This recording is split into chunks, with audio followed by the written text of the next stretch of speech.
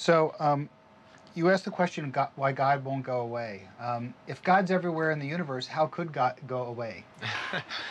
Well, that's true. I mean, I think that when we asked the question about why God won't go away, we were really looking at how a number of people in the intellectual elite a couple hundred years ago were all saying that we weren't going to need religion or spirituality anymore, and thought religion was going to go away pretty quickly. Here we are 200 years later, and obviously something's gone very wrong with that idea, and religion and spirituality are doing extremely well. There's been a resurgence of interest in traditional religions. There's been a lot of interest in different approaches to spirituality, some of the quote-unquote New Age ideologies, where people are trying to explore their own sense of spirituality and how it affects them and how it relates to them. And of course, science and a lot of researchers are starting to take a new look at how religion and spirituality affect us and what science can help to say about those kinds of issues. So when we think about it and we look around us, we see that religion is made of some pretty tenacious material. And if that's the case, then we ask the question, well, what is it about it that makes it so tenacious? We think it ultimately has to do with how it plays out within the human brain and the human mind, that it seems to map so well onto the functions of the human brain that it's something that just won't go away no matter what happens to us, unless we undergo some evolutionary change that we actually, our brains actually change to trying to do something different for us. That as long as we are the way we are as human beings, spirituality and religion are going to be here for a very long time. So it has nothing to do with train tickets. No, and it doesn't, right, and it doesn't ever, in some senses, while we could look at what the objective reality is as to whether or not there is a God or not, even regardless of that particular issue, just because of how we are as human beings, I think we have an urge and a need to be spiritual. So whether or not there actually is a God, in some senses, is not necessarily as important for the question about why God won't go away. It's a part of who we are as human beings, and that has, in some senses, nothing specifically to do with what the ultimate reality of the situation is. Speaking of ultimate realities, what is it? Well, ultimate reality, I think, it very frequently depends a lot on how a person perceives it and what they actually think is the real reality of our world. Normally, it refers to a state or an experience that is perceived to be much more real than our everyday sense of reality. It's supposedly the underlying cause and structure of the universe. What it ultimately is made of or comprised of is something that philosophers and scientists have been trying to explore for thousands of years. On one hand, I don't think we have a great answer. I think some of our research at least helps us to understand how to frame those questions. And when we do look at some of the very profound spiritual experiences, we do see that there is a significant understanding in mystical experiences of what some fundamental level of reality would be and what it is, how it relates to us in this reality. And so we certainly, I think, have a lot to look at as far as what the spiritual experiences are of ultimate reality and what that may mean, whether or not science actually will even have access, or at least complete access, to that aspect of reality, or whether science is still more restricted to our everyday sense of reality. Those are going to be some important questions that we're going to have to explore in the future. Can the no? I'm just rolling here because I keep thinking, Hold on, stand by for 1 second. Don't you think it's gonna look silly if we Greek it though? Well, but it's either being sued or having a Greek monitor. I mean, it's Dell? Again, Dell for it? yeah. I don't know, Mark. What's your opinion of the? See, I think we could be all right because we're using this is a reality situation. Don't you think? Don't worry about the computer. Yeah. Okay, we're not worrying about it. Can I do that? No, No. it just looks silly. What was your My question? question is only: are you hearing this beep off the camera? Are you okay with that? I didn't. All right, then that's fine. I Don't didn't. worry. It's been there since the beginning of What? time. Can we just run the animation while we're talking? No, we're ready to go again. I see. Running in the background. The animation, yeah. Oh, I see. Yeah, why don't you just go ahead? While you're the monitor out there, Marky? Yeah. Oh, okay, great. Well, make sure you move the paper because it's covering your face. And Oh, okay. Oh God, what was the question? Ultimate reality. Is there any? How does the brain tell what's real and what's not real? Is there any way the brain can know what's real or not real? It's not a clear explanation as to why our brain thinks that something feels real. There are certainly parts of our brain that help us to interpret the information that we have within ourselves, comes into us from the outside world, that allows us to put together a very vivid picture of what's going on out there. But why we actually perceive that sense of reality to be the most real is not a clear answer. There's not a clear answer to that yet. People have done some studies looking at hallucinations and what the difference is between something that somebody envisions to be real versus something that somebody actually does see, and what the differences are in the brain. It does appear to have something to do with parts of the brain called the limbic system, which is involved in our emotional processing, and also another structure called the anterior cingulate, which is very involved in our ability to process emotions and also to focus our mind and focus our attention on different things. So it may be some relationship between these structures and these functions that actually identify something as being real and having that realness feel to it. But why that happens, and exactly why that happens in particular circumstances, and why certain types of experiences like dreams may feel a little less real than our everyday reality, and why mystical experiences feel more real than our everyday reality, is not something that's clear at this point. So it's a very important question that we have to address, but it really, and it stems from a very important problem that we as human beings must face, which is how do we really know what's out there, what's outside of our brains, and is there some way that we can get outside of our brains, or have the brain get out of its own way in order to see what is really out there.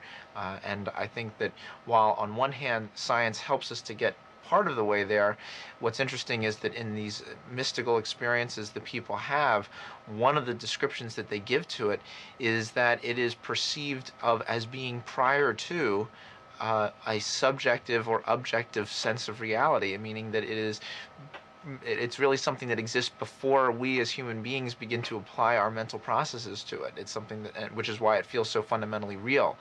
But so it's possible that through spiritual practices and spiritual experiences that we gain access to some level of reality that we don't normally have access to.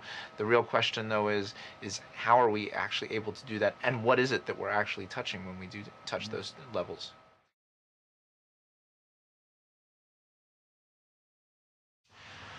When people have a mystical experience, what usually happens, how they describe it, is that they begin to lose the usual sense of material reality around them. In fact, if they go far enough and they achieve a sense of absolute unitary experience, then all of the material world as we typically know it basically goes away. What we're talking about there is an experience of just pure being, pure awareness, pure consciousness. So it's not necessarily tied to anything material. And because those experiences have been described in extremely real terms, meaning that when people have that experience, they perceive it to represent a more fundamental level of reality than our everyday material reality that we normally live in, it creates a very big philosophical problem. Because when we actually try to evaluate what is real and how we know what is real, my colleagues and I have ultimately come to the conclusion that the only way to really make a determination is based on how real it feels, what the sense of it feels. Everything ultimately is reduced to that experience. How real of an experience does it feel? How much does it feel like absolute reality? Well, in that case, when we look at the mystical experiences, they really are associated with an experience of much more fundamental reality than what our everyday reality is like. In fact, even when they're no longer having that mystical experience, they still perceive that reality to be the more real, to represent the more truer form, the more fundamental form of reality. And the material world that we live in is kind of a more secondary reality for them. So if that's the case, then we need to really look at what is the relationship between consciousness and material reality, whether or not the material world can actually be derived from a consciousness reality, or whether consciousness itself could even be the fundamental stuff of the universe, so to speak, instead of the cold dark matter or the other aspects of matter that physicists have been looking for. Maybe it has something more to do with consciousness. And certainly if somebody comes at it from a spiritual or religious perspective, where, and particularly a theistic perspective, where they're talking about God as the fundamental cause of all being, so everything in the universe basically derives from God's consciousness. And in that regard, then we really can think about the universe as being more a state of consciousness, or more inundated with consciousness, much more so than the material reality that we normally look at. So going back to the idea of what really is consciousness, it really depends on a person's perspective. If somebody wants to be a very materialistic scientist, somebody may say, well, it's just the functioning of the human brain that allows us to be self-aware or aware of our surroundings, that allows us to get around the world and survive. The only problem with that is that it's still very difficult to explain how a mass of neurons and cells and so forth can ultimately become aware of itself, and why it is that if you put the same stuff together in another way, or you take a huge supercomputer with millions of circuits all running at incredible speeds and so forth, that why that doesn't have consciousness. And we don't know the answer to that just yet. And why it seems, at least at this point, that human beings seem to be at least the greatest source of consciousness in our world. Are you saying, so that I understand, Yes. that when we're in an absolute unitary state, that is more reality than this out here? Well, that's how it's described by the people who have it. And that's really been shown across the board. There are many different kinds. It doesn't even have to be an absolute unitary state, but a very strong mystical experience. People who have near-death experiences, people who have spontaneous mystical experiences, people who've been meditating for many years and get a sense of enlightenment or some type of mystical experience as the result of that practice. All of those different types of experiences, even if it doesn't go to the extreme of just everything being wiped out and having an absolute sense of oneness, these very powerful mystical experiences are perceived to represent a truer form of reality, a more fundamental level of reality that makes this material world really not mean as much. And some people have described it as an illusion, which I think is sometimes a little strong, but I think the point they're trying to make is that it just doesn't have the realness, the quality of realness that these states have. And the ultimate goal of the mystic then, once they've had that experience, is to kind of keep trying to get back to that experience, because that is, in their eyes, what represents the fundamental level of reality. So,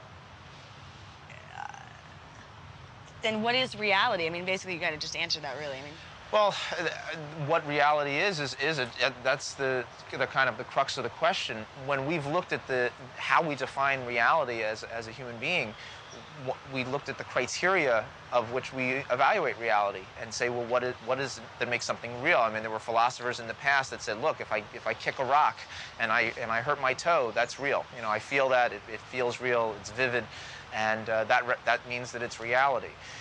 But it's still an experience, and it's still this person's perception of it being real. So that's certainly one characteristic, which is that it feels real. We bump into things in the real world. We hear things, we hear sirens and so forth, and they all sound and feel and appear very vivid, very real to us. They are also consistent. If we see a car driving down the street, it just doesn't disappear. It keeps going. There's a consistency over time.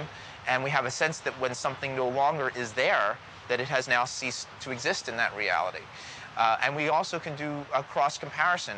I can ask you, what do you see over there? And you say, I see a blue car. And I say, I see a blue car. That cross-references me, and I can say, okay, that represents reality.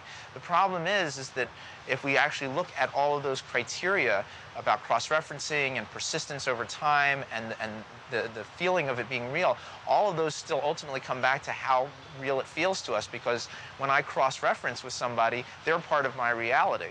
So it's still a matter of, if I hear somebody agreeing with what I think is going on out there, it still has to do with what I am perceiving, and whether or not what I perceive is ultimately what I interpret as being real.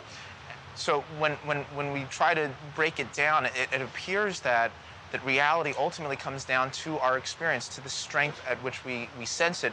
And one of the things that is very important, I think, in terms of evaluating reality is how it compares to our other experiences of reality. So, for example, if we have a dream at night, it may seem very real and very vivid, but when we wake up, we usually say, you know what, that was a dream.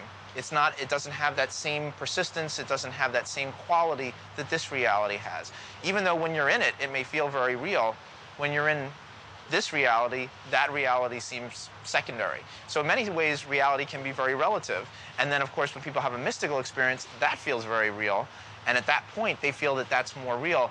But the interesting thing there is that even though they may not be in that mystical experience anymore, when they're in this baseline reality, they still think that that reality was more real. So it's different than the dream state where we say that wasn't real, because now we're saying it still feels more real, even though I don't have any connection to it right now. I still know that that was more real. And we see that time and time again. Even people who are not designed to be mystics, people with near-death experiences, always describe that that experience, that sense that they had, the feelings that they had with that, are more real, that makes this reality a whole different situation for them. And it's been documented in many studies that have shown that when people have a near-death experience, it changes their perspective on life, their fear of death, their interpersonal relationships, how they approach their life, how they approach their jobs, their children, their family. So it has very dramatic effects, speaking to the fact that it really felt very real and really had a life-changing consequence for them.